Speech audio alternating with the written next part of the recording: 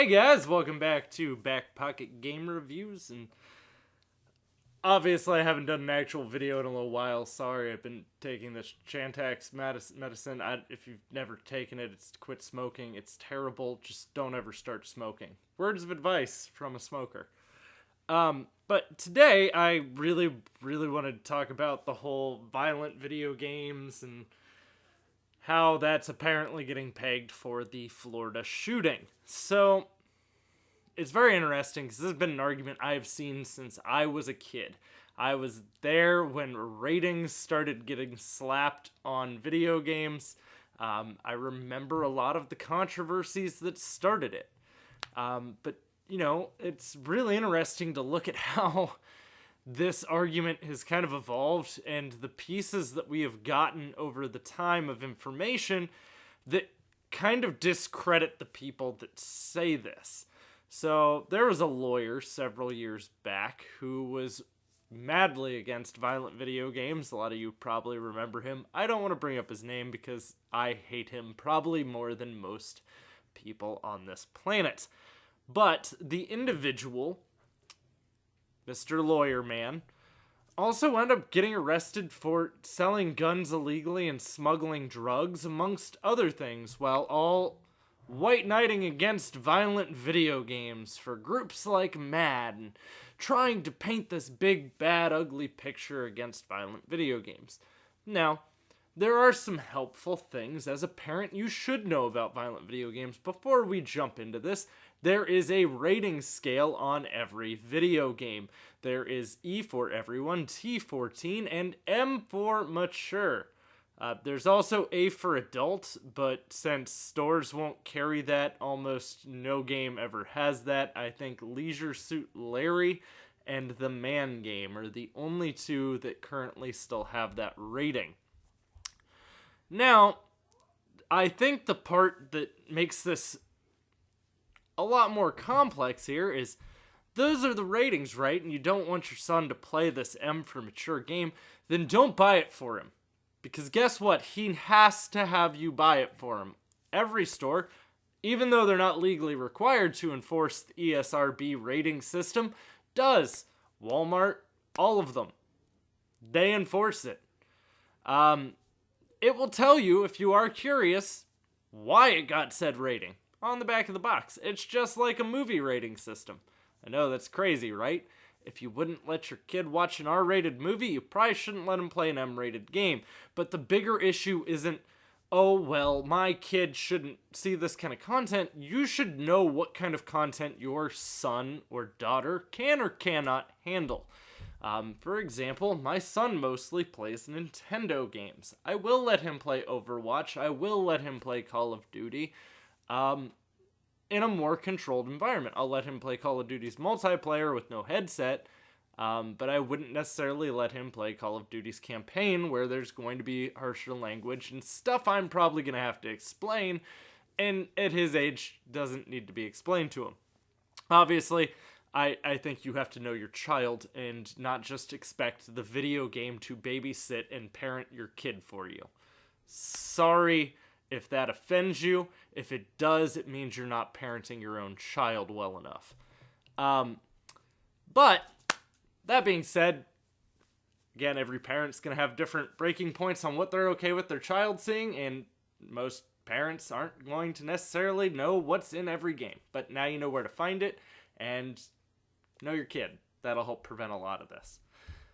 But, a lot of these correlations or studies all come up with inconclusive or no evidence showing that violent video games actually cause real-world violence.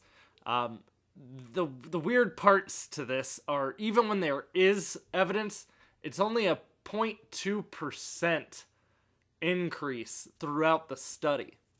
And keep in mind, these studies aren't, oh, this kid decided to go shoot everyone with a gun in the middle of a closed-off room. These studies are like, did the kid give someone that he knows dislikes hot sauce? Did the kid expose someone to loud noises? Like, they give them a control over certain annoying aspects. There's still no correlation. I'm not gonna lie, if I just had a bad match of Rainbow Six Siege, I would probably go ahead and subject most of you to some obnoxiously loud, high-pitched noise, so I would probably be the 0.2% of that study. But I've never had an instance where I'm like, man, this violent video game, it makes me want to go a little killy today.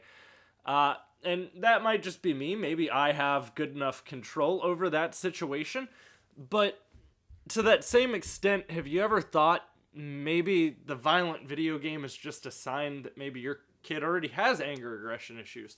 There's actually more studies showing that kids love video games, but kids that commit mass shootings actually are less likely to be playing said violent video games.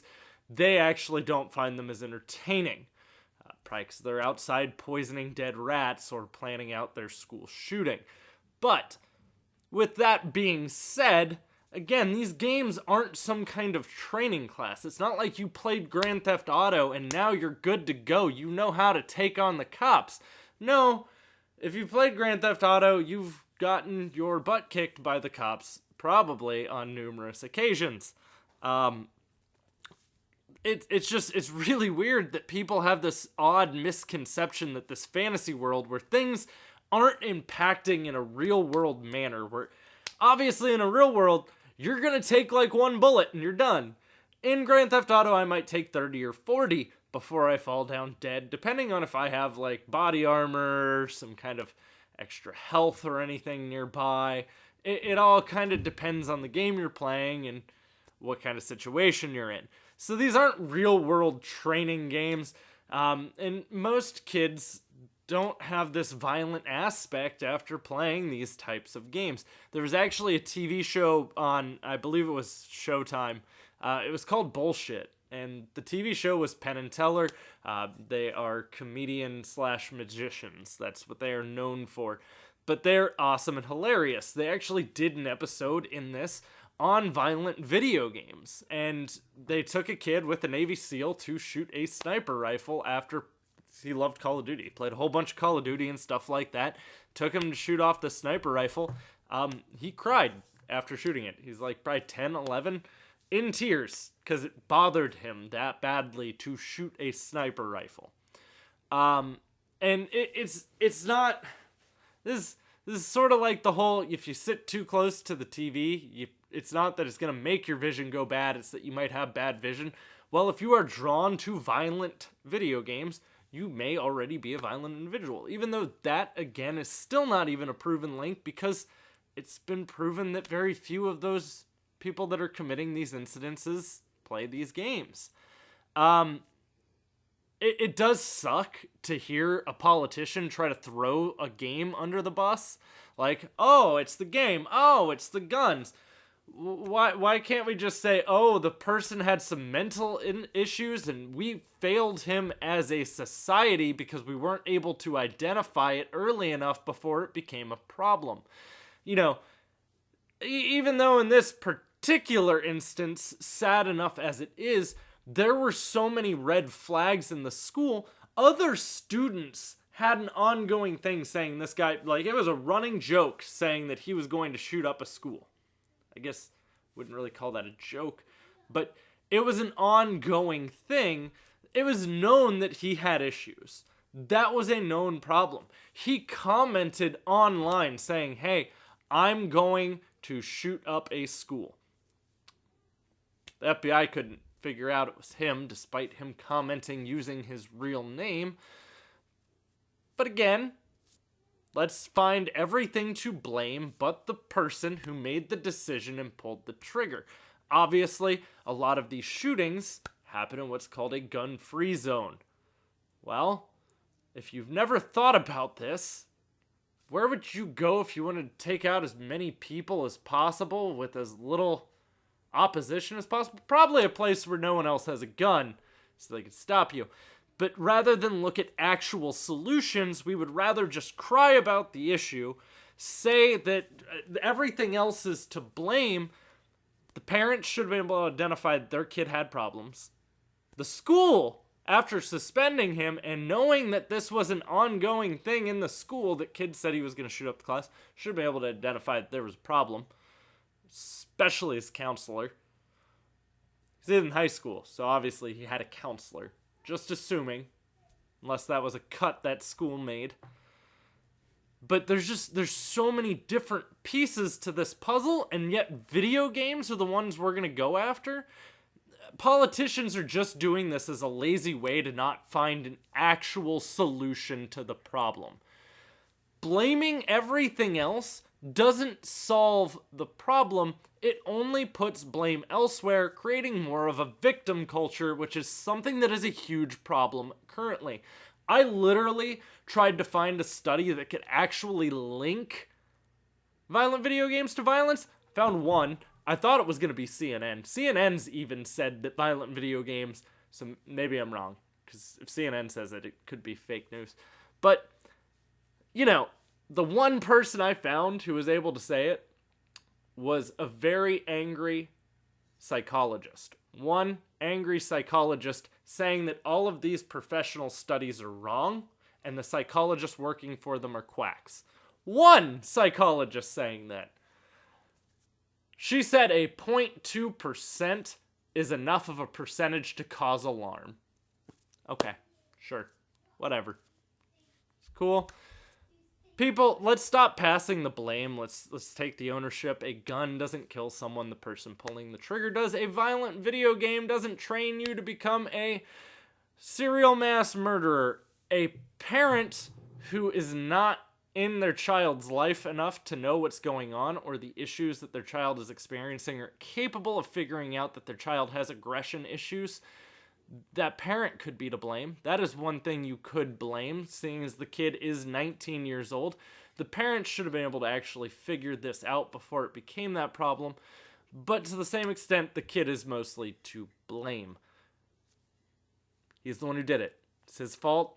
He caused the pain, he caused the suffering, he is the reason why 17 children are no longer on this planet. Nothing else is. Are we going to say that all of a sudden books made you go on a murderous spree? I read this graphic training novel on how to commit this crime. I'm just saying. We go through this period. At one point in time, people did do that with books, hence the banned book list.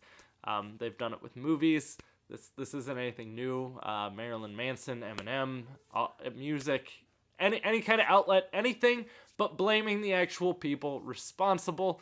But, you know, it is what it is. That's our culture today. Guys, if you enjoyed this video, don't forget to drop a thumbs up. I look forward to hearing your thoughts on this in the comments down below.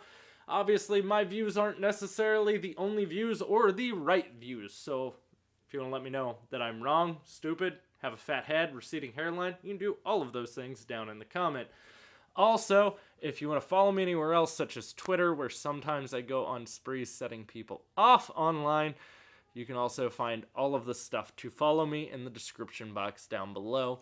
Thank you for watching. Don't forget to subscribe for more content, and I'll see you all soon.